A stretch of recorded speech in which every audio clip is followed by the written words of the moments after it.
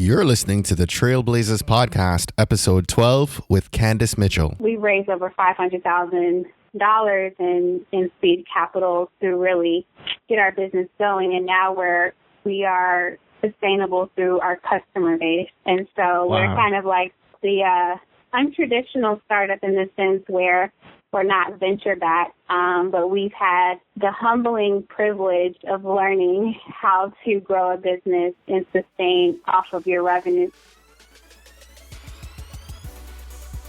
You're listening to the Trailblazers Podcast, where we will explore the stories of successful Black professionals. Join us as we highlight the knowledge, resources, and tools of these accomplished trailblazers to help provide the know-how, confidence, and motivation you need to blaze your trail. And now, here's your host, Stephen Hart. Hey guys, welcome back to the Trailblazers Podcast. Our guest on today's episode is an amazing young entrepreneur. Her name is Candace V. Mitchell. Now, Candace is the co-founder and CEO of Techturized, Inc., which is the company behind her hair brand, Myavana. Now, Candace is using technology to revolutionize the $3 billion African-American hair care market. And Myavana, which Candace founded back in 2012, is actually a mobile app that's described as a concierge for Black hair care.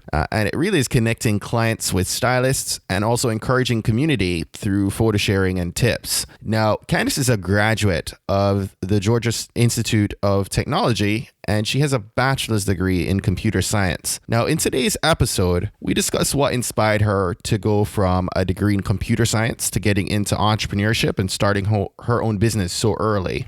We talked about how she went about getting capital to start her business and her advice to other entrepreneurs on preparing for that process. We talked about her getting into the 2016 Forbes 30 Under 30 and what that has meant for her brand. And we discussed how, she's managed to market the brand in cost-effective ways and what young girls and women with an interest in STEM can do to begin equipping themselves for success. And we talked about so much more. Everyone can certainly come away with some wisdom from today's episode, but I'm especially happy to let our young women entrepreneurs listening know that, you've got some knowledge waiting for you in today's episode. Candace is a young 28-year-old woman with wisdom beyond her years, and I wished, that I had as much knowledge as she does today, when I began my first business back at the age of 28. That said, let's go ahead and dive into today's episode with Candace, and I hope you enjoy. Hello, everyone. Welcome back to another episode of the Trailblazers Podcast. With me today is Candace Mitchell, the co-founder and CEO of Techturized, Inc., the company behind the brand Myavana. Candace, welcome to the show, and thank you so very much for coming on today. Yes, thank you so much for having me. So I've shared a little bit about you in our intro, but we want our community to look past your achievements for a minute and have somewhat of an opportunity to connect with you, so they don't feel like you're someone that they can't relate to. So tell us something that's not polished for media, but it's 100% Candace. 100% me. I am very outgoing, very fun, always smiling. So I'm pretty sure if you ever approached me, I would act like as if you were a long-term friend. And I get along with a lot of people. I know a lot of people, and I'm very creative, expressively. I write poetry in my spare time whenever I have spare time, or when I just feel like I need to get stuff out. And I also do a lot of journaling. So I have a writing and artistic side, actually. So I can that helps me work a different part of my brain besides the tech stuff. So. Right. I'm so interested by the fact that, you have this computer science degree, right? And then there's this artsy, creative side of you. Mm-hmm. That's really cool. So you completed a bachelor's degree in computer science at Georgia Tech, right? Yes, I did. What inspired you to go from, a degree in computer science to entrepreneurship and being a business owner? Well, I came to a point in my major where I really felt like I wanted to apply the knowledge I was learning to something that was a personal passion of mine. I was at a point where I was kind of hitting a brick wall, honestly, in my major. I mean, the programming and learning about data structures and the whole nine, that was good, but I really felt like I wanted to apply it to a real world problem that was really passionate about, and that could really help me stay connected to what I was learning, because I was coming to a point where I was feeling very disconnected, especially oftentimes being the only female in class or the only Black person in class. You kind of feel isolated. So I was like, you know what, I need to apply this to something that I love, and what that actually was at the time was hair. I wanted to become a hairstylist at one point in my life, but I was also learning about the hair business and how it was a booming industry, like a multi-billion-dollar industry, and Black women controlled a majority of sales in this market. And so I really wanted to understand, number one, kind of the dynamics of the market, but number two, I know I always had issues with my hair, finding the right product. And I know my friends and my sisters always dealt with the same issue. So I felt like there could be a good business opportunity that would allow me to combine my passion for hair and also my skills and technology to really create something innovative. That's when I started to create a bridge from, just solely a computer science background to really understanding how can I apply this knowledge in business and also in beauty as well. So those are how all the dots really connected for me. That's awesome. Actually, in our last episode with David Moody, he talked about, where your passion also needs to have a balance with your skill, right? Yeah. But take it one step further, you found a demand in it too, which was pretty interesting. You didn't jump into business straight out of college. You actually had some time with Pepsi, right? Yes, that's correct. I did feel it was important for me to get some work experience. And also, I wanted to learn the dynamics of running a global organization, because I knew that the vision that I had was a global vision, and I just wanted to really experience that. And then also, the CEO of Pepsi is an amazing woman, Indra Nui, and I was very inspired by her as a minority female CEO, and that was what ultimately drove my decisions to want to work for them. So yes, I ended up spending a year there before I decided to go into full-time entrepreneurship. What was it that eventually propelled you to take the jump of faith and leave that 9 to 5 and, of course, a sure income, right, from working in corporate to pursuing this entrepreneurial endeavor? And I guess, did you transition into that between the two, or did you just leap forward in faith? Yeah, well, the interesting story is that my steps came to be ordered in a really divine way to transition between corporate America to entrepreneurship. And it started probably 8 months into my job. I was recruiting for Pepsi at Georgia Tech, and I ran into my old professor who taught me entrepreneurship, and he had recently started a startup accelerator program at Georgia Tech called Flashpoint. And he remembers my drive to want to be an entrepreneur.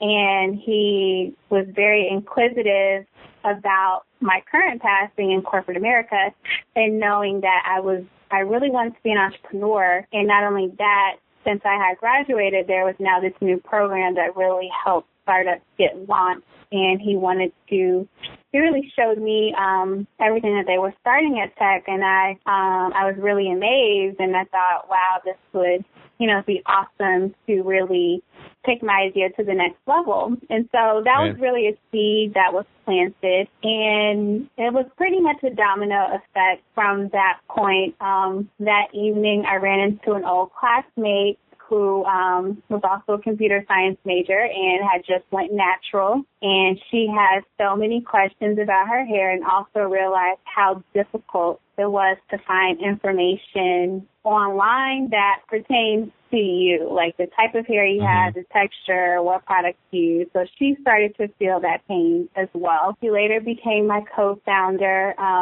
We connected with two other women who also the founders of Techturized, and we began meeting probably weekly from then. Then about 2 months later, we decided to apply to Flashpoint, and we got accepted. And so about the next month, I ended up, submitting my resignation letter to my managers because I really felt that this was really my calling to really move forward with the vision and idea that was really placed on my heart, where I could use, my passion, skills, and talents to bring something innovative to market. And it was a perfect opportunity to join Flashpoint because we also got some seed capital to start our business as well. And so that's how I made the transition, which ended up being a full leap of faith because I, resigned from my job, and then I was a full-time entrepreneur from that point. And that was almost 4 years ago. So that's awesome. So do you have, you mentioned a professor, right? Do you have, were there mentors? Do you have mentors right now, accountability partners outside of the business that, are helping keep you guys on track and helping you, navigate the growth process?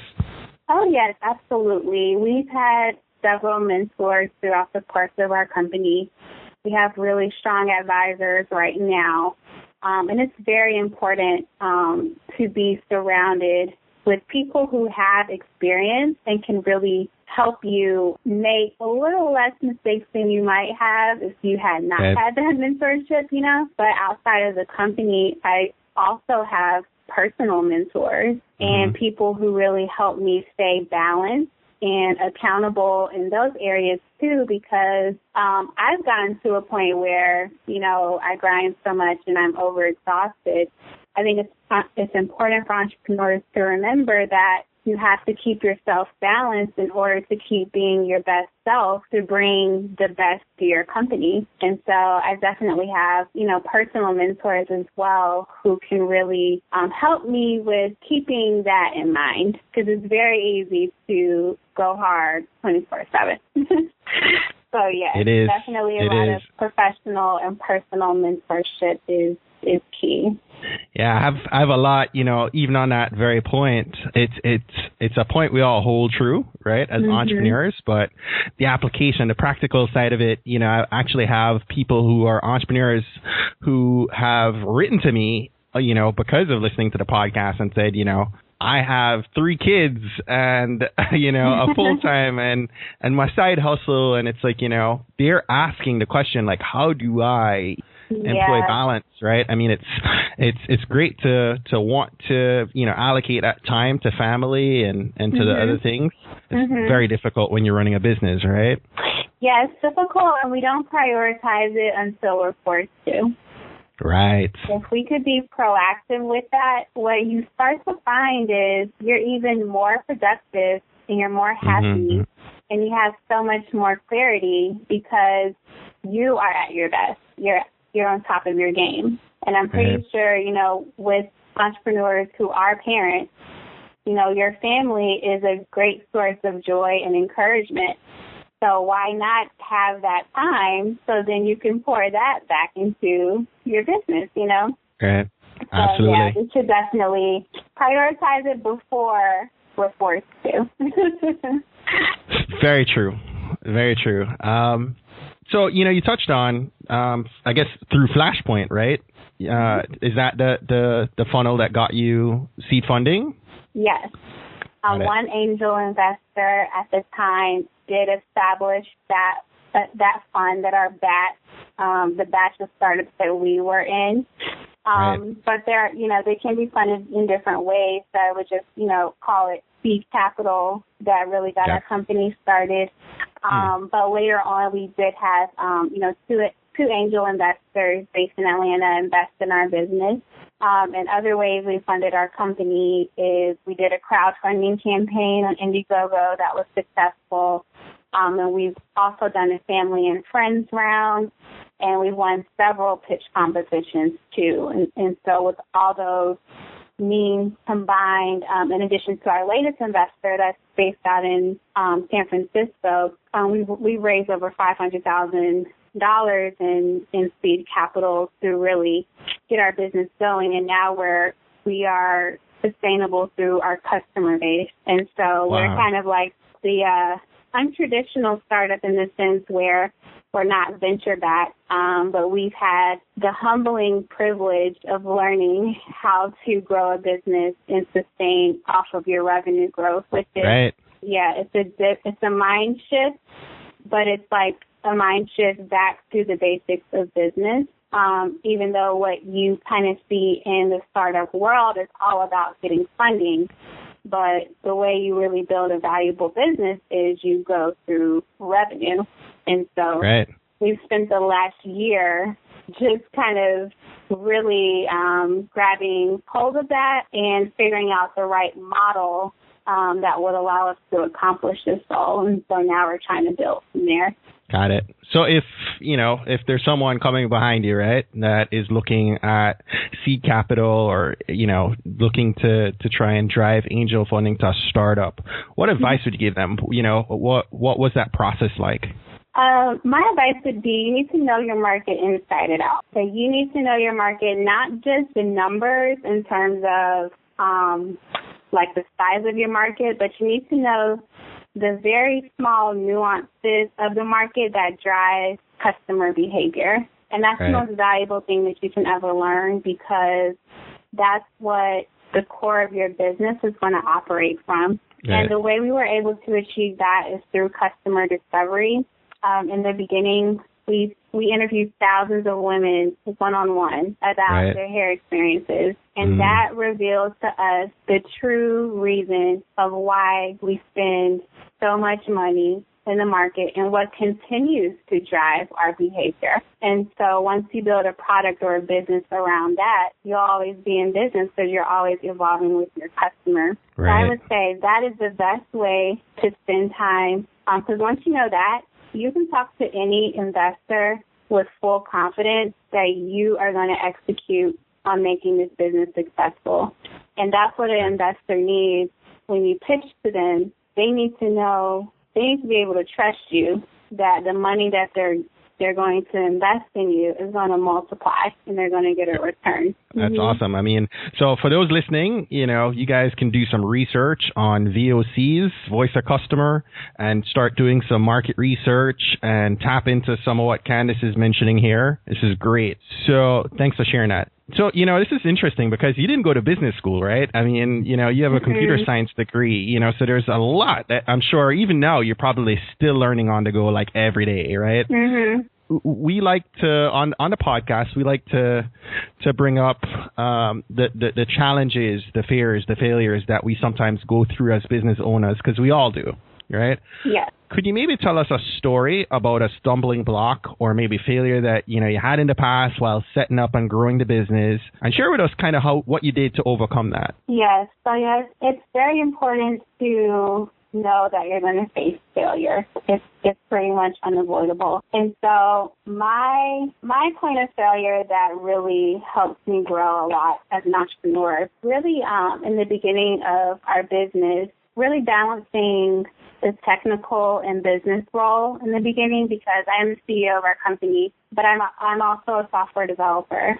And I have a computer science background, which also affords me the knowledge to also be somewhat of a CTO role as well. And so I was really kind of holding both roles, and it came to a point of failure because it's really kind of impossible to do that well unless you're just not sleeping. And so I really had to learn how to delegate, and I really had to learn that you might be great at several things, but you just need to pick one thing that you're the best at, that you're going to excel at, and really delegate the rest. And I think that sometimes we who feel like we have to do it all. But it's really the strength of the team that's going to help you be successful. And so my way through that was really kind of helped me change my leadership style and not be so quick to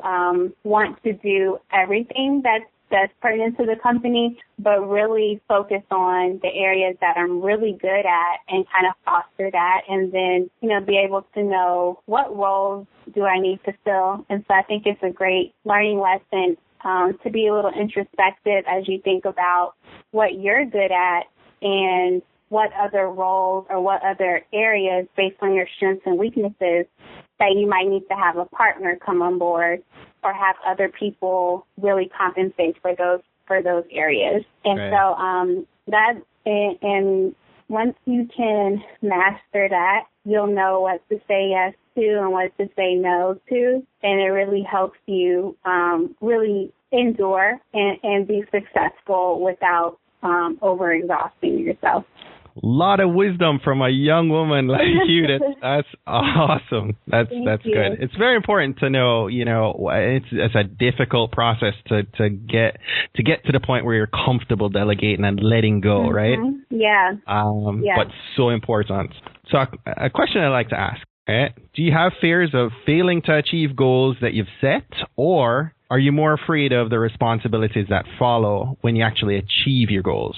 That's a really great question. If I had to choose one or the other, because I've kind of grown out of fear or being afraid. Like I really believe in the goals that I set. I think it's probably the aftermath of achieving those goals, because right. to me, I'm like, okay, I'm always thinking about like, do we have everything in place? Let's say we want to onboard 1,000 new customers next quarter. Do we have everything in place to manage, the increased demand? And so right. in my head, I'm a very big picture person, so I can see all the parts. And so to me, I would be just crunching in my head, like I'm thinking of every single part and ensuring that we can manage. And so I think that's what kind of drives those feelings I would just be thinking about, because I know we're going to achieve it. That's just how I operate. I know I operate in the realm of possibility, so it's not a matter of if we're going to do it. It's just, what's going to happen afterwards that I always like to be prepared for. But then in startup life, you can never be fully prepared. So, right.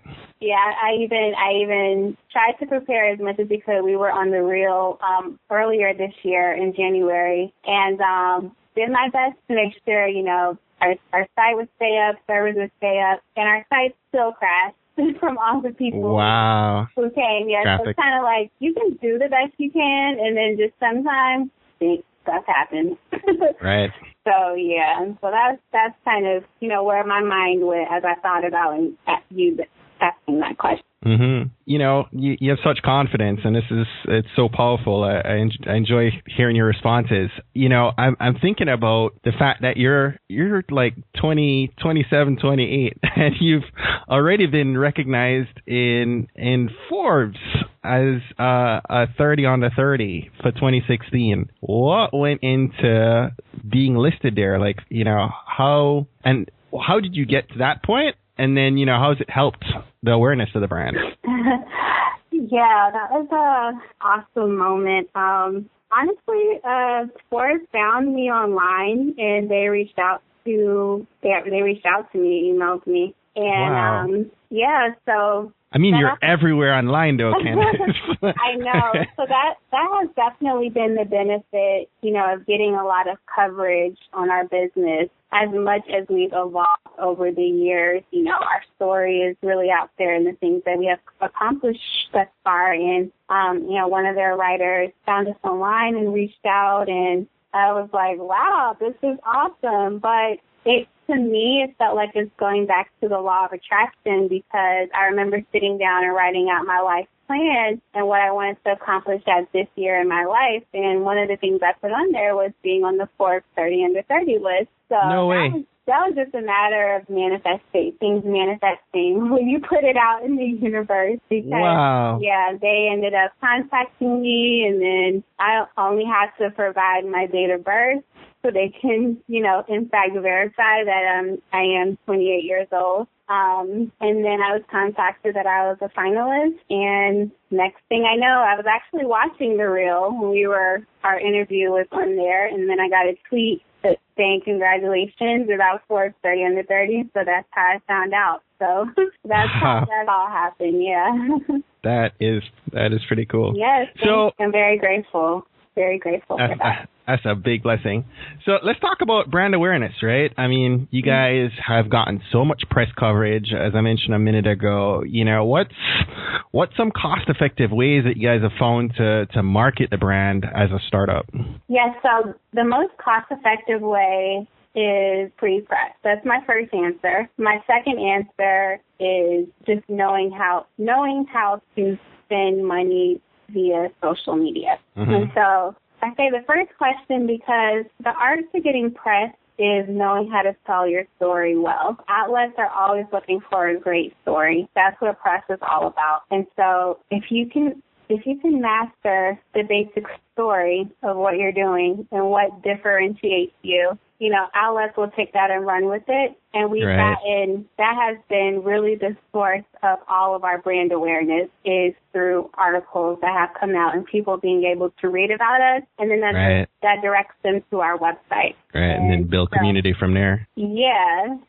And then I would say the flip side of that's the free way. If you want to be cost effective with some type of budget, find your niche community on social media, because now the most important thing with cost-effective marketing is being able to know how many people you will reach with a certain amount of money. If you have $100, how can you target 100 people that are the exact target niche that you're trying to reach, which will give you a really high percentage of conversion in reaching the right people, and then you'll know your cost per customer is $1, And so that's what's being cost effective. It's like you're not just spending the money, seeing what happens. You actually know, okay, if I spend this the ROI, right? Exactly. And you can see I've spent $1 and I'm able to sell a product for $10.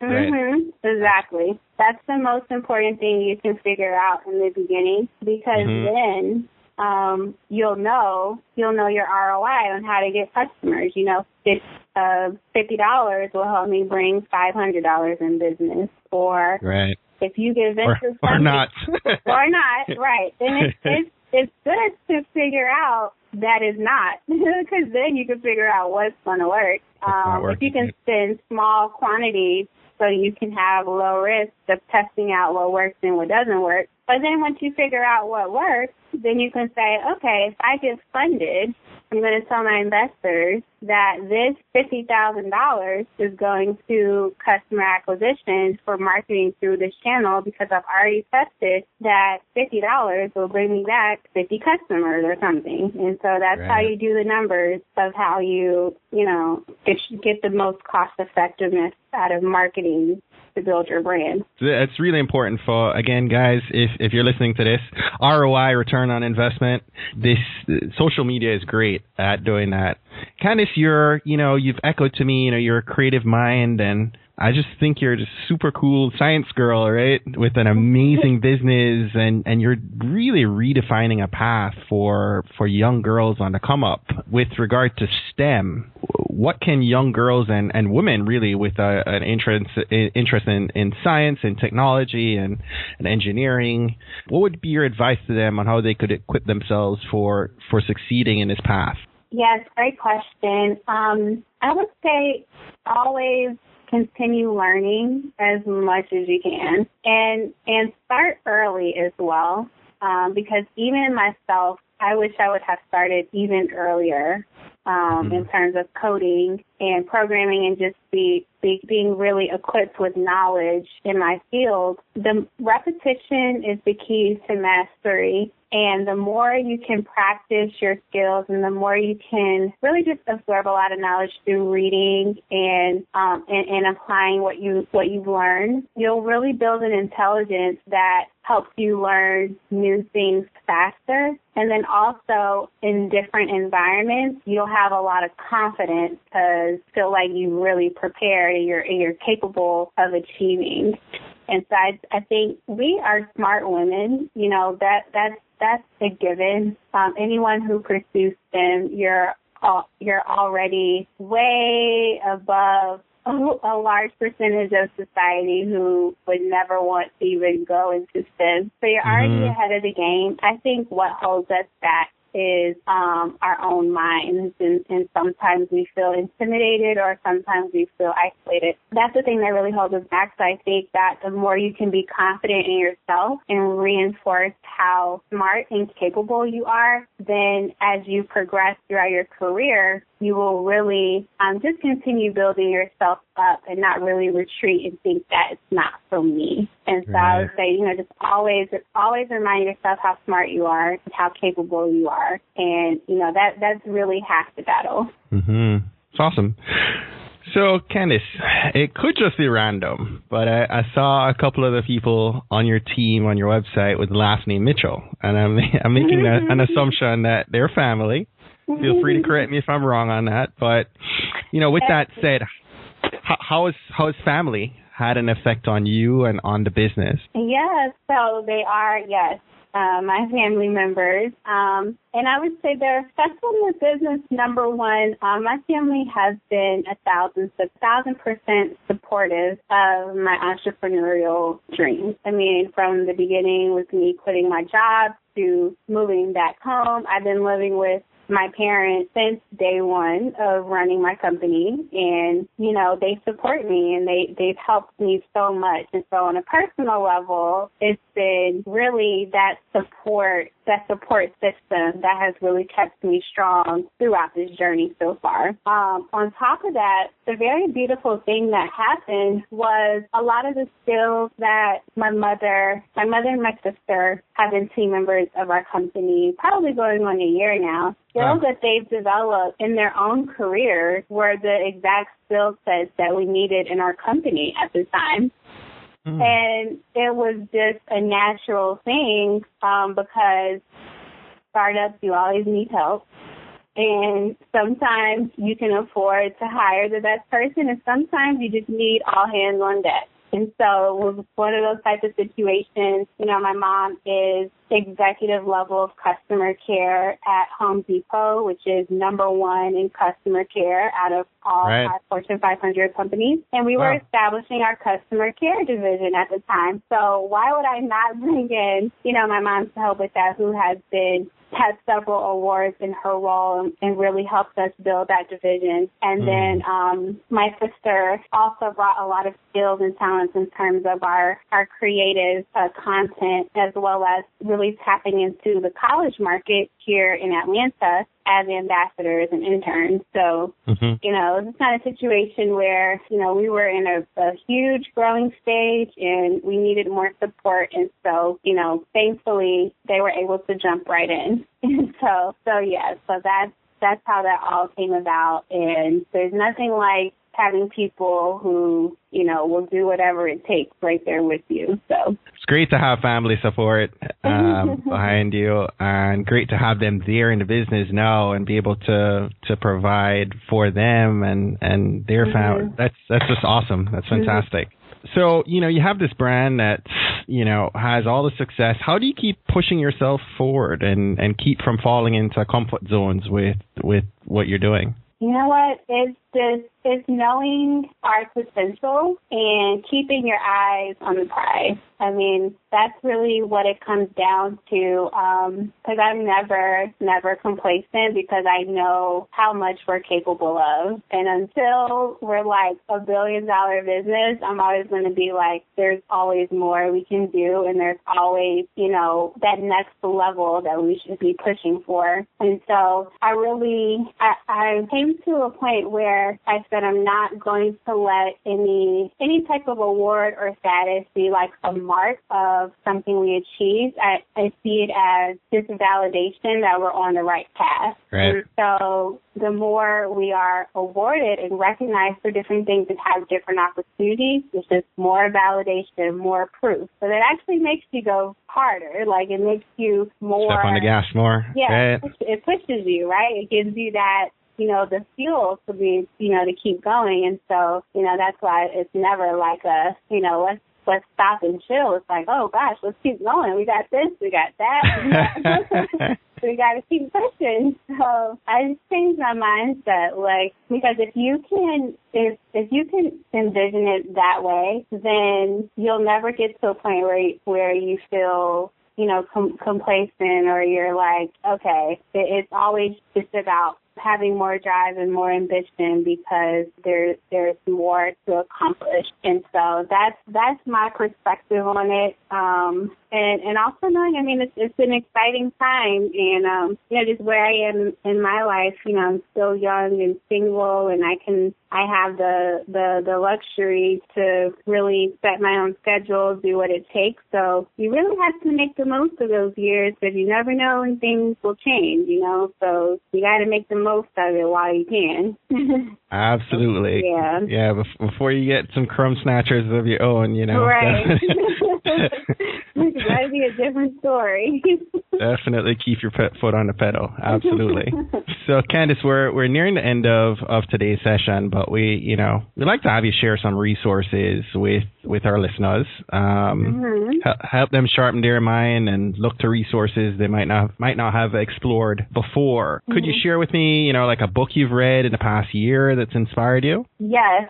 So, a book I read in the past year is called Super Rich by Russell Simmons. And the first time I read it was probably 2011 or 2012, but I recently read it again. And it inspired me so much because it puts the right frame of mind about money and about being rich. And the true meaning is that being rich is the state of being. It's realizing that you are abundant and you are rich. And so therefore you have the ability to produce things that create value in the world that provide that wealth. So it's not really striving to be rich, it's realizing that you are already rich. And It's inspirational because I think sometimes we can get into a rut of wanting to attain a certain level of wealth, of prestige. Of course, we're in business, so it's about the money. But if you can come to a place of understanding that it's really an inside-out game, it's how you cultivate yourself on the inside that manifests these things on the outside world, I promise you, your life will change. So that's like one of the best things I recently read.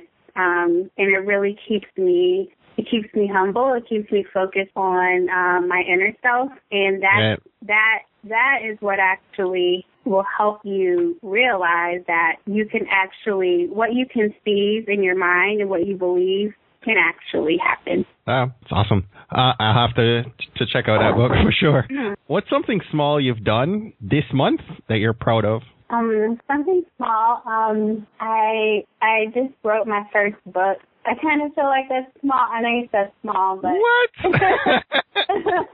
it's small because it's like a quick read. It's an ebook.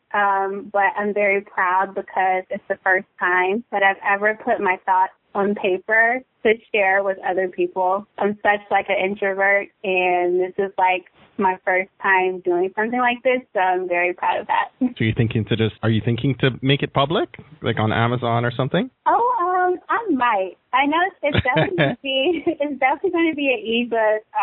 I'm going to self-publish, so whatever memes are out there, I'm definitely going to put it out there. But I'm proud of that because I finally, going back to my creative expression side, I finally got something out. Right. That's an accomplishment. Speak to that skill set. Yeah. Right. That's cool. So quick question. Can a trailblazer have too many goals? I don't think so. But what I will say is it's all about timing. You can't have too many goals at once because you will overextend yourself and that will shorten the path of a trailblazer. But right. I don't see anything wrong with having multiple goals that you want to achieve as long as you're in alignment and you are open to them coming to pass at the right time. Right. So, yeah. Awesome. Name an online resource. It could be an app, software, or tool that you use every day in your business and you can't live without it. Gmail. I would say Gmail, Google Drive. We use so many Google apps. Our business is crazy. Awesome. I'll definitely say that's one tool we can live without for sure. That's important. I'm a Gmail nut as well. Why is it important to volunteer and give back with your time, talents, and treasures? It's important because someone is waiting to see you doing what you're doing to know that they can do it too. Right. And I think about myself, like I always wanted to see a Black female computer scientist. And I remember like maybe my sophomore year, I saw this graduate student in the lab, and I remember at that moment I was like, okay, I can do this. I can finish this out. And so I volunteer a lot, whether it's speaking at a school or for a workshop or tutoring, because people need to see you. They need to see visible examples. And so that's why it's very important to reach back and go into your local communities. Because that's what trailblazers do. You're blazing a trail for them, the people who can, who are visualizing you and your craft. And so it's definitely necessary. As we blaze trails, moving forward, we have to remember we're blazing trails for people to come behind us as well. Mm-hmm. It's very important. It's very important. Candace, we invite our guests at the end of each interview to take a couple minutes, impart some actionable wisdom, tips, strategies, or just a motivational message that can help us, and help the listeners really to begin to elevate their game right now. So take a couple minutes and help us blaze our trail. Mm-hmm. Oh, yeah, absolutely. I think the most actionable advice that I can give is to always believe in yourself. And believe in yourself when everything goes wrong and you're against all odds and you don't know how something's going to work and you don't know what's going to happen. That's the moment in which it's of utmost importance to continue believing in yourself, because you will face that at some time. And it's a time when people often give up, but it can be a time that provides the greatest breakthrough in what you're facing. So always remember to believe in yourself. Reach out for help. There's always someone watching you who has the power to bless you. I heard that during a speech one day at a conference, and that has always stuck with me. So don't be afraid to ask for help either, because, as a trailblazer, it can always sometimes feel that the weight is on your shoulders and you have to get everything done. But guess what? There are people around you who are ready and willing to help. And we should never be too full of ourselves to ask for help, because someone can provide something that really changes your life or changes, whatever situation you might be facing. And, continue learning and always stay humble. And so those would be my words of wisdom for sure. That's very powerful. I'm so amazed by your wisdom, which is awesome. Thank you. Candace, I just want to take 30 seconds quickly before we wrap up here to acknowledge you. You took a bold step as a smart, creative young woman, and I'm certain that as a Black woman with a degree in computer science, you could have gone on to a very respectable title with Pepsi or really any other corporation, right, or institution. And instead you took a bold step and you began your own business. And, I'm listening to you, and you've pushed through the envelope, of fear and failure.